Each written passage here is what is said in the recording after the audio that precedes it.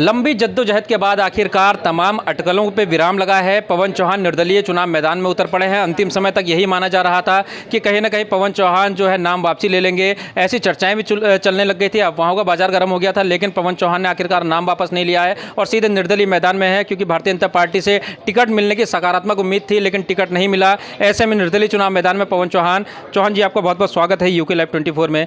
जिस तरीके से लोगों को उम्मीद थी और खासतौर पर पार्टी आला कमान वाले अंतिम समय तक आपको मनाने में लगे रहे, क्या लगा आपको कि आखिरकार जो अंतिम समय में आए हैं मनाने के लिए मान जाते, या फिर क्या स्थिति बनती, क्योंकि जनता का अपार समर्थन भी आपके साथ देखने को मिल रहा था? देखिए, पहली बात तो मेरे पास ज़्यादा लोगों ने कोई संपर्क नहीं किया। पार्टी के लोग शायद चाह ही रहे थे कि मैं भारतीय जनता पार्टी से दूर हो जाए, ऐसा शायद पार्टी के लोग चाहते थे।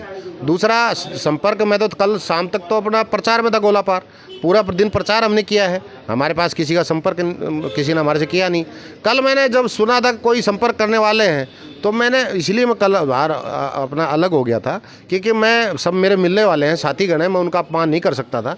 और लेकिन मैं जनता का अपमान तो बिल्कुल नहीं कर सकता था। जिस जनता जनार्दन ने मेरे को आदेश किया कि आप चुनाव लड़िए, आपके साथ अन्याय हुआ है, तो मैं कैसे समझौता कर सकता था। मैं जो लोग ये कह रहे थे कि मैं बैठ गया, कोई लोग कह रहे थे किसी ने खड़ा कर दिया, मैं सबको बताना चाहता हूँ कि मैं कांग्रेस और बीजेपी और अन्य सबको काट करके, सबको पटक करके विधायक बनने जा रहा हूँ, और मैं हरीश रावत जी को 10,000 वोटों से चुनाव हराने जा रहा हूँ। चौहान जी, बड़ा सवाल ये आता है कि आखिरकार जो 31 तारीख की समय था, 3 बज गया, उसके बाद का समय आ गया, किस प्रकार से आपके पास जो सिंबल मिला है, कौन सा सिंबल है, और किस प्रकार से उस सिंबल पे जो है लोगों के बीच में उस सिंबल को पहुँचाने का काम करेंगे? मेरे लोग, मेरी जनता, इस लालकुआं विधानसभा के मेरे चाहने वाले, वो खुद उत्साहित हैं कि कप प्लेट चुनाव चिन्ह मेरा पुराना चुनाव, जब मैं चेयरमैन बना था तो इस कप प्लेट ने ये ऐतिहासिक वोटों से के अंतर से मेरे को चेयरमैन बनाया था। इसी ऐतिहासिक वोटों से भी मैं विधायक बनने जा रहा हूँ। आप लोग सब चीज़, आज माध्यम कितने अच्छे हैं भाई, सोशल मीडिया है, अखबार है, अन्य है, सब चीज़ों से हमारे प्रयास होंगे। हम होर्डिंग लगाएंगे, पोस्टर भेजेंगे, लोगों से संपर्क करेंगे।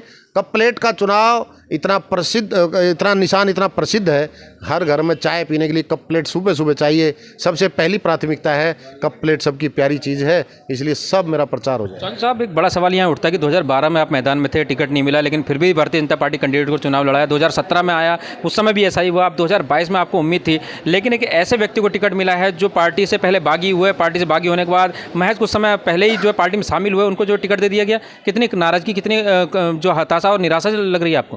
देखिए, पार्टी ने बहुत गलत काम किया है। पार्टी जो एक पैनल बनाया गया था, उसके आधार पर टिकट देती तो हमें बुरा नहीं लगता। पार्टी ने हमें समझा रही बागी नहीं होना चाहिए, जब बागी को टिकट दे दिया, और बागी भी वो जिसने सगे भाई को नहीं बख्शा, सगे भाई और वो भी बड़े भाई को, वो बागी बन करके उनके खिलाफ चुनाव लड़े थे। पार्टी कौन से कानून कायदे चल रही है, ये जनता पूछेगी। अब क्या लगता है, क्या चुनावी मुद्दे रहेंगे, क्योंकि जनता के बीच में काफ़ी समस्याएं हैं? आपकी सरकार रही, लेकिन आपकी सरकार में यहाँ पर ISBT बनना था, अंतर्राष्ट्रीय क्रिकेट स्टेडियम है, लेकिन वहाँ खेल नहीं हुए। शहीद मोहननाथ गोस्वामी के नाम से एक मिनी स्टेडियम बनना था, बस अड्डे की बात करें, बिंदुकत्ता राजकुआं की बात करें, लालको के मालगान की बात करें, तमाम मुद्दे आज भी जस के तस बने हुए। देखिए, मेरा मैनिफेस्टो, चूँकि हम लोग भाई, हमारा तो निशान ही आज मिला है, हम तो इंतज़ार में थे हमारा पर्चा निरस्त ना हो जाए। दोनों पार्टियां हमारे विरोध में खड़ी हैं, दोनों पार्टियां लग रहा है कि पवन चौहान हमारा नुकसान करने जा रहे हैं, दोनों पार्टी मेरे विपरीत चल रहे थे।